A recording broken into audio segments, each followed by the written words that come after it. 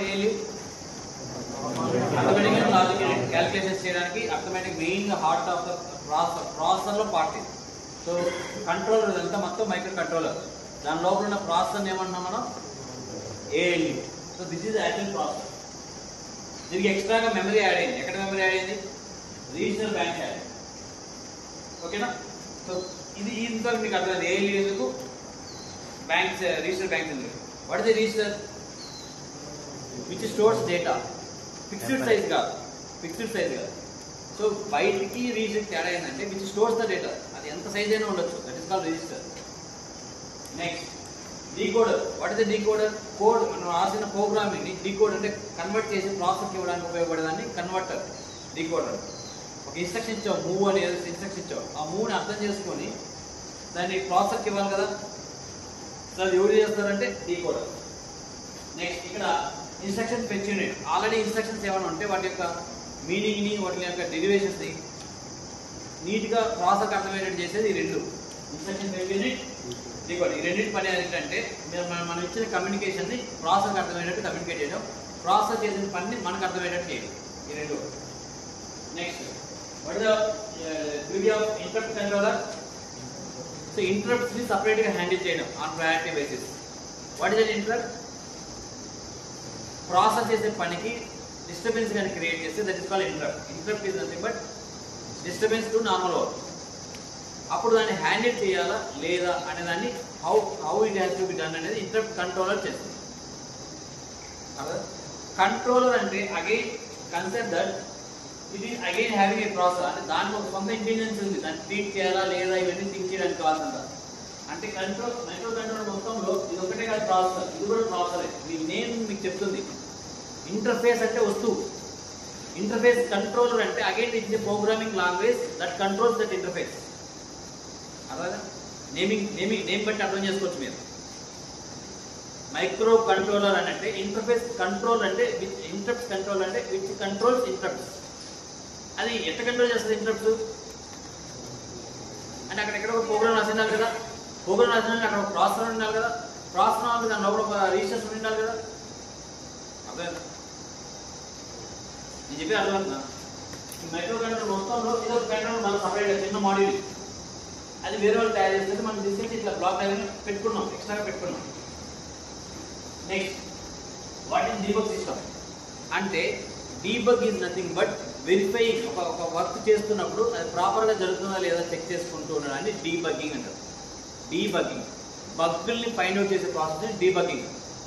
Bug అంటే mistake, debug అంటే finding the mistakes, debug. So మనం ప్రోగ్రామ్ రాస్తున్నాం, లేదా తప్పులు జరిగినా రైట్ జరిగినా వాటిని చెక్ చేసుకోవడానికి సపరేట్గా యూనిట్ ఉంది, that is called debug. Debug system. Debug system మనం యూజువల్గా ఎలా చూస్తాము? మనకి సి ప్రోగ్రామ్ రన్ చేసినప్పుడు తప్పులు ఉన్నాయో లేదా ఎలా చూస్తాం? రన్ చేసే కింద ఎలా వస్తాయా? They are called as traces. Traces are useful for finding an error in a program. So debug system first చేయాల్సిన పని ఏంటంటే ట్రేసెస్ కావాలి. మనకు వస్తాయి కదా మీకు అలర్ట్లు ఇవన్నీ. సి ప్రోగ్రామ్ రన్ చేసినప్పుడు కింద ఎర్రర్లు ఉంటాయి, ఎర్రర్ చూపిస్తుందా? దాన్ని బట్టే కదా నువ్వు ఎర్రర్ ఎక్కడ ఉందో కనుక్కొని చేయగలుగుతున్నాం. అలా లైన్ టు లైన్ చూపించేదాన్ని we call it as traces. So debug system ఏం జనరేట్ చేస్తుంది? ట్రేసెస్ జనరేట్ చేస్తుంది. ఇది క్లియర్? ప్రాబ్లం ఉందా ఇప్పుడు దాకా? డీబగ్ సిస్టమ్ ఈ డీబగ్ అంటే ఎర్రర్స్ ఉన్నాయా లేదా ఎక్కడి నుంచి ఫైండ్ అవుట్ చేస్తుంది debug system? It has to interact with memory interface. Memory interface నుంచి కదా ఇది కనుక్కోగలరు, కనుక్కొని ఇంటర్ఫేస్ లాగా ఇవ్వగలరు. ఓకేనా? అని కాదు ఇంటరాక్ట్ విత్ ఇక్కడ ట్రేస్ ఇంటర్ఫేస్ అని ఉంటుంది. మధ్యలో చిన్న ట్రేస్ ఇంటర్ఫేస్, ఏవి పక్కన ట్రేస్ ఇంటర్ఫేస్ అంటే అది ఓన్లీ ట్రేస్ చేసుకుంటూ ఉంటుంది, అంటే ఏమేమి జరుగుతుందా లేదా. సక్సెస్ఫుల్ అయినా కూడా సక్సెస్ఫుల్ అని ఉంటుంది. అర్థం? ఒక ప్రోగ్రామ్ జరుగుతుంటే రన్ అవుతుందా లేదా అనేది చెక్ చేసుకుంటానికి మనకి ఈ ట్రయల్ అంటే whole unit is called debug system. Trace interface, debug system అంటే ఈ మూడు వచ్చి it deals with traces. Debug system this deals with micro controller, this deals with interrupts. ఈ యూనిట్ ఇంటరప్ట్ కంట్రోలర్. నెక్స్ట్ కింద యాజ్గా bus internet connect అంటే ఒక wire నుంచి మనం డేటా తీసుకున్నప్పుడు కమ్యూనికేషన్. బస్ అంటే ఏంటి? Wire connection, data transfer from one place to another place. So ఇక్కడ మనం ఏం చేస్తాం, హార్వర్డ్ ఆర్కిటెక్చర్ వాడడం వల్ల హార్వర్డ్లో ఏం చేస్తాం, వాన్ న్యూమన్ ఏమవుతుంది, సింగిల్ బైలో ఉంటుంది. అంటే డేటా పోవడానికి అడ్రస్ పోవడానికి. డేటాకి అడ్రస్ మీకు డిఫరెన్స్ తెలుసు కదా, ఏంటి పడితే డేటాకి అడ్రస్ డిఫరెన్స్. మీ హౌస్, మీ ఇల్లు ఉన్నాయనుకోండి, మీ ఇంటి డోర్ నెంబర్ ఇది అడ్రస్, మీ అడ్రస్ అది. దాంట్లో ఉన్న మనుషులు డేటా. అడ్రస్ అంటే ఇంటి హౌస్ డోర్ నెంబర్. డేటా అంటే దాంట్లో డేటా ఉండొచ్చు ఉండకపోవచ్చు, లైక్ మనుషులు ఉన్నట్టు అలా. బట్ మైక్రో కంట్రోలర్కి ఏంటంటే డేటా అడ్రస్ తీసుకోవడం కూడా డేటానే, మనిషిని తీసుకోవడం కూడా డేటానే. అర్థం లేదు. ఓకే, సో లైక్ మీరు ఇప్పుడు ఒక ఇంటి డోర్ నెంబర్ రాసుకున్నారు. అరే డోర్ నెంబర్ 10లో ఒక మనిషి ఉంటాడు, త్వరగా రూమ్ నెంబర్ అనుకోండి, మీ ఇష్టం రూమ్ నెంబర్ అంటే. ఆ రూమ్ నెంబర్లోకి వెళ్తే డేటా ఉండొచ్చు ఉండకపోవచ్చు, but room is fixed. Room ఉంటేనే రూమ్ నెంబర్ వేసి ఉంటాం. ఇప్పుడు ఈ కాలేజ్లో ఫర్ ఎగ్జాంపుల్ మీరు హాస్టల్లో ఒక 10-20 రూమ్లు ఉన్నాయండి, 20 రూమ్ నెంబర్లు వేస్తాం. అవి ఉంటాయి, అక్కడ స్టూడెంట్స్ ఉండొచ్చు ఉండకపోవచ్చు, డేటా ఉండొచ్చు ఉండకపోవచ్చు. సో అడ్రస్ అండ్ డేటా అనే కాన్సెప్ట్ ఏంటంటే మెమరీలో ఫాస్ట్గా తీసుకురావడానికి. ఇప్పుడు for example what is advantage, ఇప్పుడు ఒకడు రూమ్ నెంబర్ 10లో ఉన్నాడు అనుకో ఫర్ ఎగ్జాంపుల్, అని రూమ్ నెంబర్ 12లో ఒక స్టూడెంట్ ఉన్నాడు పట్టుకోరాదా అని చెప్పాను, నువ్వు వెళ్ళి డైరెక్ట్గా మనిషిని తీసుకొచ్చేస్తావు. సో అడ్రస్ తెలియడం వల్ల అడ్వాంటేజ్ ఏంటి మనకు, అడ్రస్ తెలియడం వల్ల ఫాస్ట్ వస్తుంది. అడ్రస్ లేదు, ఉంటే 10 రూమ్లో ఒక ఉన్నాడు, ఎవడో ఒక మనిషిని ఎత్తుకురావాలి, అరే ఆండ్రాయిడ్ ఎత్తుకురావాలన్నా, అప్పుడు నీకు ఉన్న ప్రాబ్లం ఏంటి, చాలా డిలే అవుతుంది. మనం ఎప్పుడైనా సరే ప్రాసెసర్ని ఎక్కువ ఇబ్బంది పెట్టకూడదు, దానికి ఎంత ఈజీగా కన్వీనియంట్గా ఉంటే అంత ఈజీ. సో వాడు ఏ డోర్ నెంబర్లో ఎక్కడ ఉన్నాడో చెప్పాడు డేటా, చాలా easy. That's why we follow this address. అడ్రస్కి ఒక పాత్ ఉండాలి, అంటే ఏ రూమ్ నెంబర్లో ఉన్నాడు కనుక్కోరాని, మనిషి వచ్చేదానికి ఒక పాత్ ఉండాలి. అలా ఉంటే కొంచెం స్పీడ్ పెరుగుతుంది. సో వీళ్ళు హార్వర్డ్ ఆర్కిటెక్చర్ అదే ఫాలో అవుతుంది. డేటా బస్ అని ఒకటి ఉంటుంది, డేటా రావడానికి. అడ్రస్ బస్ అని ఒకటి ఉంటుంది, ఈ డేటా రావడానికి ఈ డేటాకి ఏది కంట్రోల్ చేయడానికి బస్ ఇంటర్ కనెక్ట్ అని ఒకటి ఉంటుంది. బస్ ఇంటర్ కనెక్ట్ అని ఒకటి ఉంటుంది, అన్నింటినీ కంట్రోల్ చేసుకోవడం. అర్థమైంది? Fine. So this is over. Now this is memory protection unit. అంటే ఇక్కడ ఉన్న డేటా బయట వాళ్ళు వచ్చి ఆ డేటాని థెఫ్ట్ చేయకుండా, అంటే ఎవరైనా ఇప్పుడు మనం కాపీ కొట్టకుండా ఉండడానికి వాళ్ళు ప్రొటెక్ట్ చేస్తుంటారు. డేటా ప్రొటెక్షన్ యూనిట్ చూసుకుంటాం. Instructions. When we come to the registers in the ARM Cortex-M3, which include general purpose registers. Last కింద కోడ్ మెమరీ ఎలా ఉంటది, general purpose memory system private peripherals అంటే దీనికి సంబంధం లేకుండా కనెక్ట్ చేసుకోవచ్చా. and high general purpose registers. The access of the database on the instructions given. And the next one is program counter. Program counter is so నా ఇందులో వచ్చాం. ఇక్కడ memory interface లో బస్ ఇంటర్ఫేస్ కి ఇన్స్ట్రక్షన్ బస్ ఒకటి, bus అంటే దానికి బట్టి వైర్ కనెక్షన్, దీనికి సపరేట్ వైర్ కనెక్షన్, దీనికి సపరేట్ కనెక్షన్. దాని కింద కోడ్ మెమరీ అంటే ఇన్స్ట్రక్షన్స్ ఏంటి మనం రాస్తాం కదా, అవన్నీ స్టోర్ చేసుకుంటుంది. అంటే మూవ్ అంటే ఏంటి, యాడ్ అంటే ఏంటి, సబ్ట్రాక్ట్ అంటే ఏంటి, వాటి మీనింగ్ ఈ కోడ్ మెమరీ కోడ్ గురించి రాసుకుంటాం.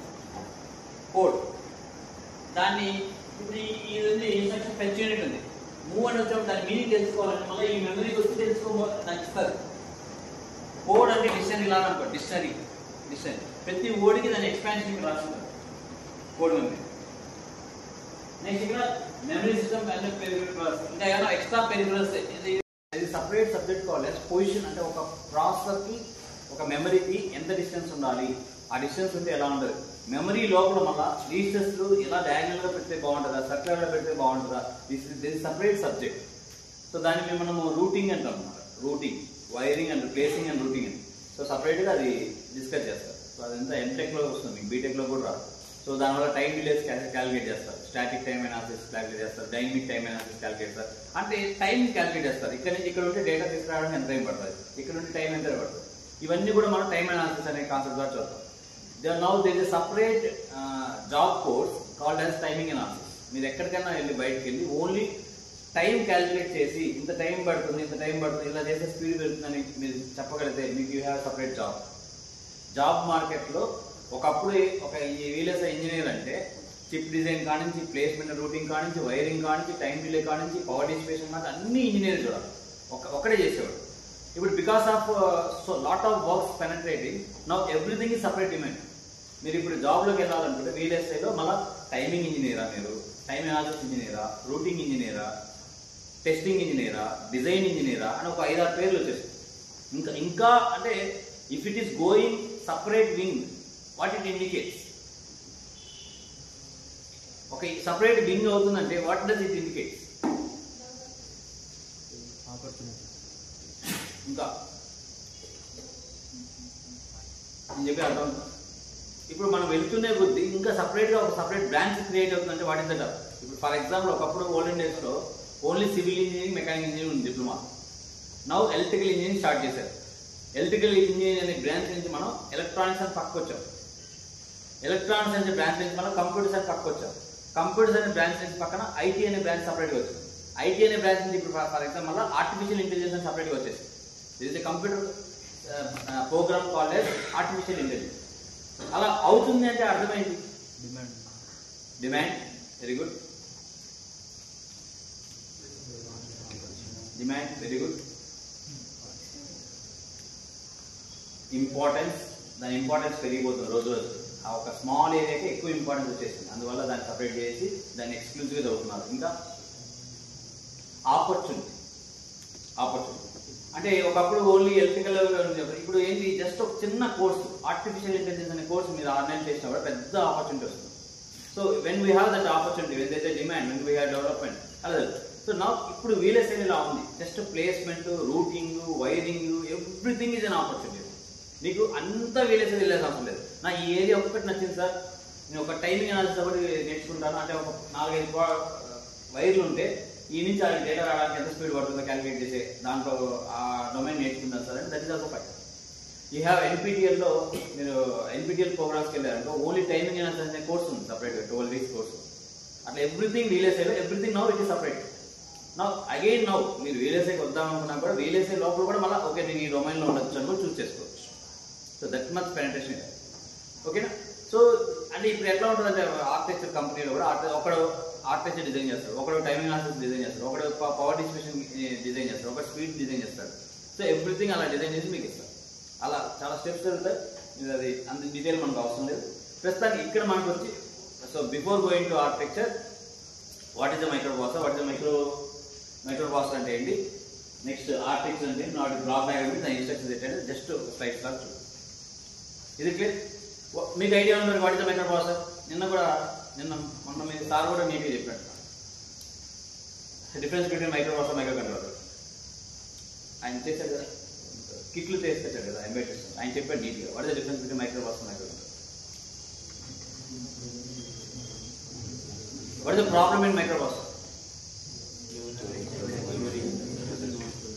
So microprocessors are purely designed for arithmetic operations.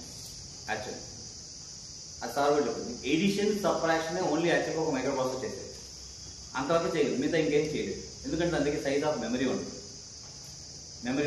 ఆ మెమరీ ఎక్స్ట్రాగా దానికి యాడ్ చేసుకున్నాం. ఫస్ట్ మెమరీ ఏంటి ఒక మైక్రోప్రాసెసర్ యాక్సెస్ చేసిన మెమరీ?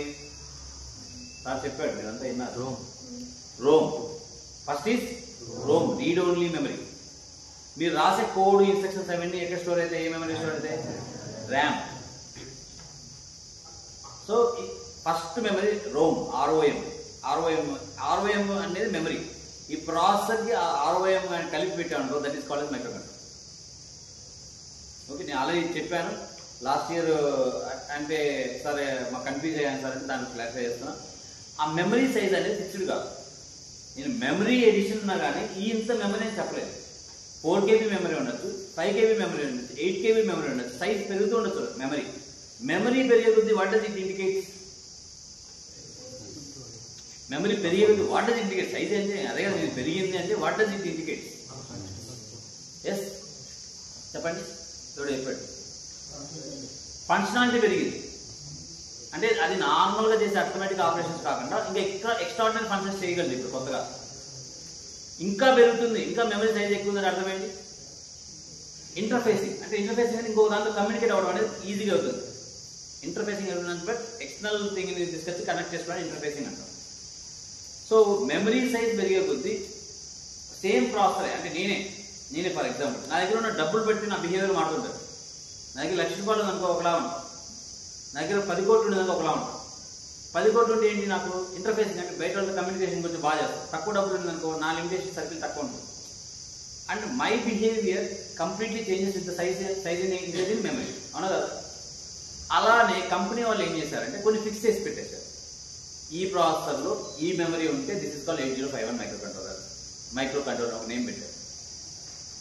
8052 మైక్రో కంట్రోలర్, దీనికి ఇంత మెమరీ. అందుకని మనం ఎప్పుడు కూడా ఒక మైక్రో కంట్రోలర్ చూసిన వెంటనే ఫస్ట్ తెలియాల్సింది ఏంటంటే దానికి మెమరీ ఎంత ఉంది. మెమరీ ఉంది అన్న వెంటనే నెక్స్ట్ ఎక్స్ట్రా ఏం చూడాలి, ఇంటర్ఫేసింగ్ ఎంతమందితో చేయొచ్చు. I mean how many things it can interact. Interfacing అనేది మనకు చాలా కీ రోల్. ఎందుకు అంటే ఎక్కువ ఒక కంప్యూటర్ కొడుకున్నప్పుడు ఎక్కువ వర్క్స్ చేయాలంటే, అంటే ఒక ప్రింటింగ్ పనులు చేయాలి, బ్లూటూత్ పనులు చేయాలి, అన్ని పనులు చేయాలంటే మనకి ఎక్కువ ఏముంది ఉండాలి, దానికి ఇంటర్ఫేసింగ్ క్యాపబిలిటీ ఎక్కువ ఉండాలి. అంటే అట్ ఏ టైం ఒక 10 మంది దగ్గర నుంచి డేటా వచ్చి కూడా కన్ఫ్యూజ్ అవ్వకుండా పనిచేసే కెపాసిటీ ఉండాలి. 10 మంది చుట్టుకుంటే కూడా కన్ఫ్యూజ్ అవ్వకుండా పనిచేయగలిగే అంటే ఏముండాలి, ఫస్ట్ ఎక్స్ట్రాగా మెమరీ ఉండాలి. మెమరీ ఉంటేనే కదా ఈ పని ఎడికి నీకే పెట్టుకుంటావు, మైండ్లో పెట్టి అందరిని డీల్ చేస్తావు. నీకు బ్రెయినే లేదంటే తక్కువ మెమరీ ఉంది, వీడు చెప్పాడు పని, వాడికి ఒకటి పని చెప్పాడు, ఇది మర్చిపోతాం, ఇంకొకటి చెప్పాడు, ఇది మర్చిపోతాం, ఇలా జరుగుతుంటారు. అర్థమవుతుందా? సో మైక్రో కంట్రోలర్స్, మీరు ఏదైనా మైక్రో కంట్రోలర్ ఫస్ట్ చూసిన వెంటనే ఏంటంటే దాని యొక్క ప్రాసెసర్ మోస్ట్లీ సేమే ఉంటుంది ఎప్పుడు కూడా. 8 బిట్స్ ఓల్డెన్ డేస్లో, 16 బిట్స్ 32 బిట్స్ అందరితో ఆపేస్తారు. 16 బిట్స్ 32, మహా అయితే 64 బిట్స్ అంతవరకు ఆపేస్తారు. ప్రాసెసర్తో కాదు మనకి ఇప్పుడు మోస్ట్ ఇంపార్టెంట్. దానికి ఎక్కువ ఉన్న ఇంటర్ఫేసింగ్ క్యాపబిలిటీస్, మెమరీస్ ఇంపార్టెంట్. అర్థమవుతుందా? నేను తమిళ లాంగ్వేజ్ మాట్లాడలేదు బట్. సో మైక్రో కంట్రోలర్స్ అనేవి ఇప్పుడు మనము నేమింగ్ పెట్టి ఒక కంపెనీ ఒక విధంగా రిలీజ్ చేస్తుంటారు. దాన్ని బట్టి మనం తెలుసుకోవాలి 8051 మైక్రో కంట్రోలరా కాదా, ESP మైక్రో కంట్రోలరా కాదా, ఆర్డినో అని మైక్రో కంట్రోలరా కాదా, రాస్బెర్రీ అని మైక్రో కంట్రోలరా కాదా. So it means that it has mixing with processor and memory and it has some interfacing capability. That is the మీకు ఒక అంటే. సో మీరు ఏం కొట్టే కూడా నెట్లో ఇప్పుడు ఆర్డినో అని కొట్టే అనుకోండి, ఈ మైక్రో కంట్రోలర్ ఏమేం చేస్తుంది అని మీరు చదవాలి. సో దాని ఆర్కిటెక్చర్ ఎలా ఉంటుంది అంటే, ఆర్కిటెక్చర్ అంటే దాని లోపల ఎక్స్ట్రా ప్రాసెసర్, మెమరీ కానీ ఏమైనా ఎక్స్ట్రా ఉన్నాయి. ఆ ఎక్స్ట్రా ఉంటే నీకు ఉన్న అడ్వాంటేజ్ ఏంటి, ఫంక్షన్స్ పెరుగుతాయి. ఇప్పుడు ఫర్ ఎగ్జాంపుల్ ఒక దానికి నేను ఇప్పుడు యూజువల్గా ఆర్డినో ఎందుకు ఫేమస్ అయింది, మోస్ట్ ఫేమస్ ఆర్డినో ఎందుకైంది? ఆర్డినో అనేది మామూలుగా డిజిటల్ వరల్డ్ కదా, మనం 1 to 0 కదా. ఆర్డినో అనేది ఎనలాగ్ వరల్డ్ కూడా ఇంటర్ఫేస్ అవ్వాలి, ఎనలాగ్తో ఇంటర్ఫేస్ అవ్వాలి. అంటే 2, 3 అని నెంబర్ తీసుకోవాలి. అందుకని ఆర్డినోకి మీకు ఎనలాగ్ పిన్స్ ఉంటాయి. అంటే టెంపరేచర్ మెజర్ చేయాలనుకుంటారు, టెంపరేచర్ అనేది ఎనలాగ్, అంటే టెంపరేచర్ మారుతూ ఉంటుంది. అది మీరు టెంపరేచర్ పిన్ అనేది మీకు ఇస్తారు, ఆర్డినో ఇచ్చింటాడు. సో అది మీరు వాడుకోవచ్చు. యూజువల్లీ ద సెన్సార్ కాన్సెప్ట్స్ అంతా కూడా ఎనలాగ్లో ఉంటాయి. సెన్సార్ అంటే నువ్వు మనిషి పోతున్నాడా లేదా ఇవన్నీ చూసుకోవాలండి. సెన్సార్ కానీ కెమెరాస్ కానీ ఇవన్నీ అవన్నీ డిటెక్ట్ చేసే క్యాపబిలిటీ నీకు ఆర్డినోకి ఇచ్చాడంటే ఆ మ్యానుఫ్యాక్చర్ తయారు చేసి అలా ఇచ్చాడు, దాన్ని వాడుకోవాలి మనం అంతే. ఎందుకు దానికి ఉంది సార్ అని అనకూడదు. So that is how they made. అందుకే ఆర్డినోలో కూడా ఆర్డినో అనే కంపెనీ నానో ఒకటి, యునో ఒకటి, చాలా రకాలుగా తయారు చేస్తుంటారు. అంటే ప్రతిదీ దానికి ఒక డిఫరెంట్ ఫీచర్స్ ఉంటాయి, డిఫరెంట్ మెమరీ సైజెస్ ఉంటాయి, డిఫరెంట్ క్యాపబిలిటీస్ ఉంటాయి. అవన్నీ మనం చదువుకొని వాడుకోవాలంతే. మనం ఇప్పుడు ఇంజనీర్ అంటే ఫస్ట్ థింగ్ ఏంటంటే పెద్ద పెద్ద ప్రోగ్రాంలు ఏమో భయపడకూడదు. ఫస్ట్ థింగ్ ఏంటంటే కంప్యూటర్ ఆల్రెడీ అన్ని మ్యానుఫ్యాక్చర్ చేసి ఇస్తున్నాడు, దాన్ని తీసుకొని ఎలా వాడాలి అని తెలుసుకుని చాలు. లైక్ ఒక కొత్తగా ఫర్ ఎగ్జాంపుల్ కొత్తగా మార్కెట్లో ఒక రోబో అమ్ముతున్నారు, షాప్లో పెట్టుకునే రోబో, మనిషి బదులు రోబో పెట్టుకుంటారు. దాని రోబో కొనుక్కునే మనం ఏం చేస్తాం, ఏమేమి ఫీచర్స్ చేయగలదు, దీనికి ఎంత ఛార్జింగ్ పెట్టాలి, ఎన్ని రోజులు పెట్టుకోవాలి, ఎట్లా వర్క్ చేయాలి, ఇవన్నీ ఆలోచిస్తాం కదా. అట్లా ఒక మైక్రో కంట్రోల్ చూసినండి మనం దాని క్యాపబిలిటీ ఏంటి, దాని ఇంటర్ఫేసింగ్ ఏంటి, దాని సైజెస్ ఏంటి చదవాలి, దాని రిజిస్ట్రేషన్. అయితే మీకు అంతా అదే ఇస్తున్నాను నేను మన అసైన్మెంట్ కూడా. ఫస్ట్ ఏమి ఇచ్చాను, బ్లాక్ డయాగ్రామ్ అంటే ఫస్ట్ ఎలా ఉంటుందో తెలుస్తుంది. నెక్స్ట్ ఆర్కిటెక్చర్ లోపల ఇంటర్నల్ గా అసలు డిస్టెన్స్ అంటే అది అలానే ఉండాలి. ఆర్కిటెక్చర్ మీరు పిచ్చి పిచ్చే గీసినదానికి లేదు. ఎందుకంటే ఉన్న ప్రాసెసర్ మీరున్న మెమరీ మీరు ఎక్కడ గీసారంటే అది తప్పు. Architecture has to be like that. Next so next రిజిస్టర్స్కి వెళ్తున్నాం. రిజిస్టర్స్ అంటే దాని మెమరీ గురించి కనుక్కుంటాం, ఏమేమి రిజిస్టర్స్ ఉన్నాయి ఏమేమి లేవు. నెక్స్ట్ దాన్ని స్పెషల్గా అంటే అన్నిట్లో కొన్ని మెమరీస్ ఇస్తారు, అంటే మెమరీ అలా కాకుండా స్పెషల్ ఫంక్షన్ రిజిస్టర్స్ అంటే అది వాటికే ఉపయోగిస్తారు. Memory is for storage, but some memories are there that is useful for only specific purpose, అంటే వేరే పర్పస్ వాడకూడదు. They are called as special function registers. అర్థమైనా? జనరల్ రిజిస్టర్స్ కి స్పెషల్ ఫంక్షన్ రిజిస్టర్స్ అర్థమైనా? జనరల్ రిజిస్టర్స్ మీన్స్ ఎక్స్క్లూజివ్గా దానికే వాడాలి. General purpose means జనరల్గా ఎనీథింగ్ వాడవచ్చు. స్పెసిఫిక్ మీన్స్ ఎక్స్క్లూజివ్ దానికి వెళ్ళాలి. అందుకే దానికి రిజిస్టర్స్ అనేది దానికన్నా స్పెషల్ పర్పస్ రిజిస్టర్స్ అంటారు. వాటికి పేర్లు పెడతారు మళ్ళీ స్టాక్ పాయింటర్, ప్రోగ్రామ్ కౌంటర్, ఓకేనా, PSW అంటే స్టేటస్ హోల్డ్. నెక్స్ట్ దీంట్లో కొత్తగా వెరైటీగా ఉన్న ఎక్స్ట్రా అనేది ఏంటంటే దీంట్లో లింక్ రిజిస్టర్ యాడ్ అయింది. దీంట్లో ఎక్స్ట్రా అంటే నార్మల్గా ఆల్రెడీ మీరు స్టాక్ పాయింటర్, ప్రోగ్రామ్ కౌంటర్ చూసారు. ఇప్పుడు నేను నెక్స్ట్ ఎక్స్ట్రా వచ్చి లింక్ రిజిస్టర్. ఇది నెక్స్ట్ మెమరీ రిజిస్టర్. నెక్స్ట్ ఏం చేయాలి అంటే దాన్ని ఎలా వాడాలి, ఏ మోడ్లో వాడాలి అంటే ఫుల్ మెమరీ వాడుకోవాలంటే ఒక మోడ్ ఉంటుంది, కొంచెం మెమరీ వాడుకోవాలంటే ఒక మెమరీ ఉంటుంది, ఒక మోడ్ ఉంటుంది, మోడ్ ఆఫ్ ఆపరేషన్. అర్థమైనా? లైక్ మనం బైక్లో కొన్న వెంటనే లాక్ వేసి పెట్టి ఎంత స్పీడ్గా పోవాలి స్టార్టింగ్, ఆ లాక్ ఓపెన్ చేసి మనం ఎక్కువ స్పీడ్ పోవాలంటే పోతాం. అంటే కంట్రోలింగ్. దీన్ని ఎందుకు మినిమం స్పీడ్లో పోతే ఏంటి మనకు బైక్ ఉన్న అడ్వాంటేజ్ ఏంటి, లాంగ్ టర్మ్ వస్తుంది, ఎక్కువ రోజులు వస్తుంది. అంటే ఈ స్పీడ్లో పోయి ఇంతే కంట్రోల్ చేస్తుంది. అదే కానీ ఎక్స్ట్రాగా వాడేస్తాం, ఎట్లా కావాలంటే ఫుల్ బ్యాండ్విడ్త్ వాడేస్తాం అనుకో త్వరగా డ్యామేజ్ అవుతుంది. సో అందుకని వీ హ్యావ్ హియర్ ప్రాసెసర్ కూడా మనకి ఏంటంటే ఎప్పుడు ఆపరేటింగ్ మోడ్స్ ఉంటాయి. ఈ మోడ్లో ఆపరేట్ చేస్తే ఈ ఫెసిలిటీస్ వస్తాయి, ఈ మోడ్లో ఆపరేట్ చేస్తే ఈ ఫెసిలిటీస్ వస్తాయి. ఇది ఓకే. సో ఒకసారి Microprocessor. Our microprocessor is a processing unit on a single chip. It is an integrated circuit that performs the core functions of a computer CPU. It is a multi-purpose programmable silicon chip constructed using metal oxide semiconductor (MOS) technology, which is clock driven and register based. Arithmetic and logic unit. The final digital banks. Okay, the పక్కన decoder instructions కి decoder.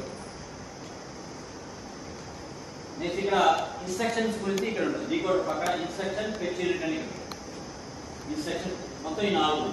ఇది processor, bank, decoder, instruction fetch unit.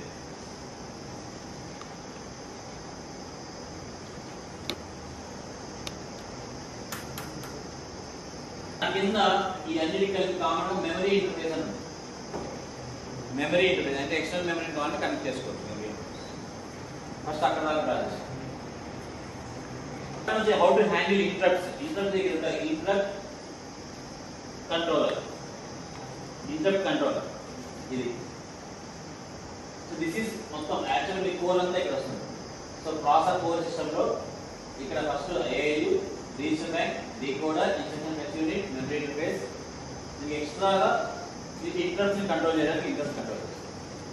అంటే మామూలుగా మనం micro controller చదువుతున్నప్పుడు అదే processor అంటే ఏదైతే ఉందో అదే ఇంటరప్ట్ కంట్రోల్ చేస్తారు మనం ప్రయారిటీ పెట్టుకోండి. ఇక్కడ ఎక్స్ట్రాగా ఇంటరప్ట్ కంట్రోల్ యూనిట్ ఎక్స్ట్రాగా ఉంది. అంటే ఇంటరప్ట్స్ అన్నింటి అదే హ్యాండిల్ చేస్తుంది.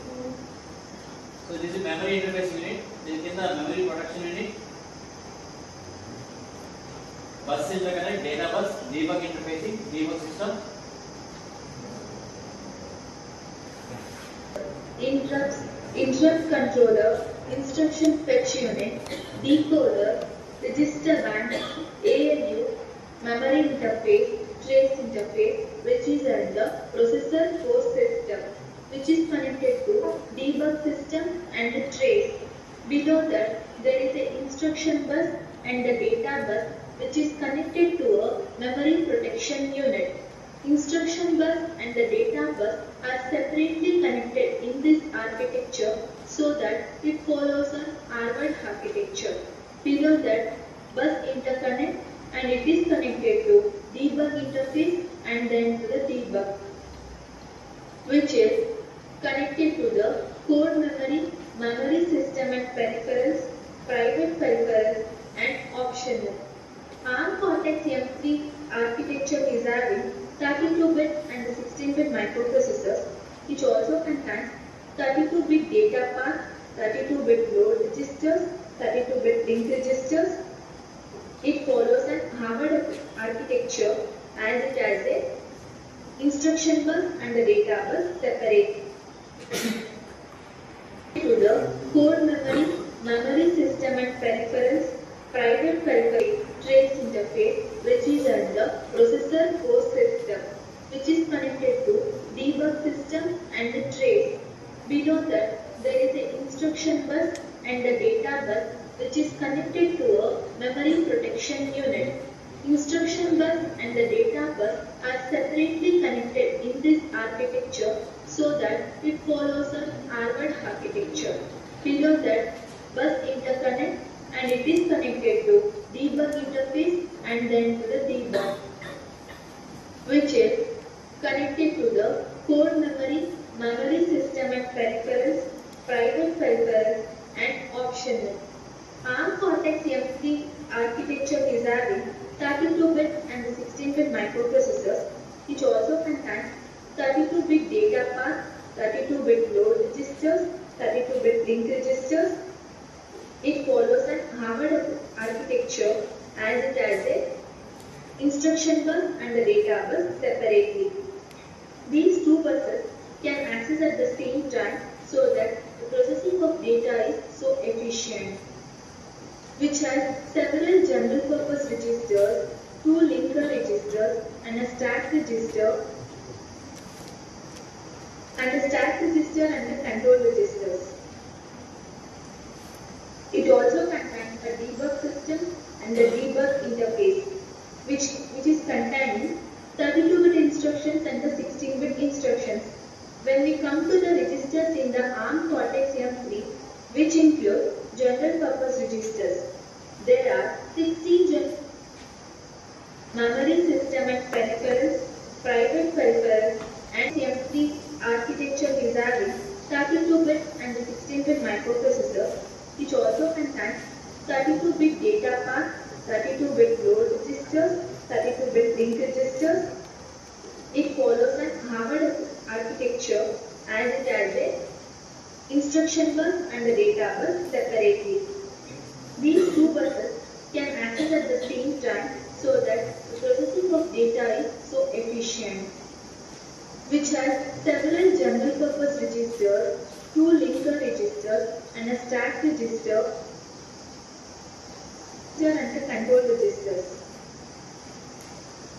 And a debug system and the debug interface, which is containing 32-bit instructions and the 16-bit ARM Cortex-M3 processor architecture. It is a block diagram of ARM Cortex-M3 micro.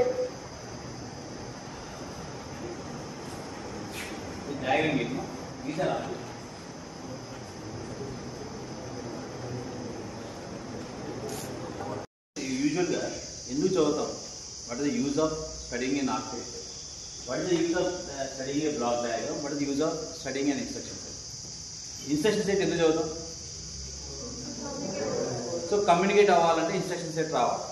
Next speed పెంచాలంటే లోపల ఆర్కిటెక్చర్లో ఏ black next ఉంది, ఈ black నుంచి speed ఎంత ఉంటుంది అంటే, for example 2 memories ఉన్నాయండి. For example register 1, R1, R3 2 ఉన్నాయి. నీకు ఎప్పుడైనా అవకాశం ఉంది, ఏ మెమరీ అయినా వాడుకోవచ్చు. ఎడిషన్ అనే ప్రోగ్రామ్ రాయాలంటే R1లో రాయొచ్చు, R3లో రాయొచ్చు. అప్పుడు R1 చూస్ చేసుకోవాలా, R3 చూస్ చేసుకోవాలా అనేది ఎట్లా డిసైడ్ చేస్తారు? నీకు ఎడిషన్ కావాల్సింది ఒక 2 బిట్స్ కావాలనుకో, 2 రిజిస్టర్స్ కావాలి. నీకు 14 రిజిస్టర్స్ ఉన్నాయనుకో. సో 14లో ఏ రిజిస్టర్ వాడాలనేది ఎట్లా డిసైడ్ చేస్తారు? So this is purely based on the architecture. ఆర్కిటెక్చర్లో నియర్ బెస్ట్ ఫస్ట్ ఏది ఉంటే టైం డిలే తగ్గుతుంది. అండ్ ఫస్ట్ R1 వచ్చింది అనుకోండి, R1 is accessing is very fast compare to R3. So అట్లా మనకు హౌ ద కన్స్ట్రక్షన్ ఎలా ఉంది, ఒక మైక్రో కంట్రోలర్ లోపల ఎలా ఉంది అనేది నీట్గా తెలుసుకుంటే, సో దానివల్ల స్పీడ్ కానీ ఎగ్జిక్యూషన్ కానీ నీకు అండర్స్టాండింగ్ అని బాగుంటుంది. లైక్ ఇప్పుడు ఈ కాలేజ్ లాగా చూసుకో. ఇప్పుడు ఫర్ ఎగ్జాంపుల్ ఈ కాలేజ్లోకి వచ్చావు, నువ్వు ఎగ్జామ్ సెంటర్ చూసుకోవాలి, ఒక రూమ్లోకి వెళ్ళాలంట ఫర్ ఎగ్జాంపుల్. సో డైరెక్ట్గా వచ్చి ఆ రూమ్ ఎతకడం అనేది ఎంత కష్టంగా ఉంటుంది. అదే దాని ఆర్కిటెక్చర్ మ్యాప్ చూసావు అనుకోండి, ఆల్రెడీ కాలేజ్ మ్యాప్ చూసావు అనుకో, ఏ క్లాస్ రూమ్ ఎక్కడ ఉందో ముందే ఐడియా ఉంటే నువ్వు ఇక్కడికి వెళ్ళాలనుకో ఫాస్ట్గా వెళ్ళి వచ్చేయచ్చు. So that is the meaning of architecture. అంటే వాళ్ళు తయారు చేసేటప్పుడు డిస్టెన్స్లు, ప్రాసెసర్కి దగ్గరగా ఉందా లేదా, మెమరీకి దగ్గరగా ఉందా లేదా, ఇవన్నీ కూడా కన్సిడర్ చేసి చేస్తాం. ఓకేనా? సో మనం ఏది ప్రోగ్రామింగ్ రాయడం ఎంత ఇంపార్టెంటో ఆర్కిటెక్చర్ రాయడం కూడా అంత important. So usually there are certain companies only they will do architecture work. వాళ్ళు మ్యానుఫ్యాక్చరింగ్ చేయరు. వన్ సచ్ ప్రోడక్ట్ నేను చెప్పినట్టు ఆయన ఆర్మ్ ప్రాసెస్, వాళ్ళు కూడా ఆర్కిటెక్చర్ యూనిట్ బెంగళూరులో ఉంటుంది. ఓన్లీ ఆర్కిటెక్చర్ అంటే వాళ్ళు డిజైన్ చేస్తారు. ఇక్కడ ప్రాసెసర్ పెట్టండి, ఇక్కడ ఎట్లా పెట్టండి, ఇట్లా పెట్టండి, ఇట్లా ఉంటే మనకు స్పీడ్ పెరుగుతుంది. జస్ట్ బికాస్ ఒక లొకేషన్ ఆఫ్ మెమరీ చేంజ్ అవడం వల్ల execution speed of the processor మారుతుంది. యాక్సెప్ట్ చేస్తారు లేదా? ప్రాసెసర్ మెమరీ యొక్క పొజిషన్ ఇక్కడ కాకుండా ఇలా పెట్టుకోవడం వల్ల స్పీడ్ పెరుగుతుంది అంటారు.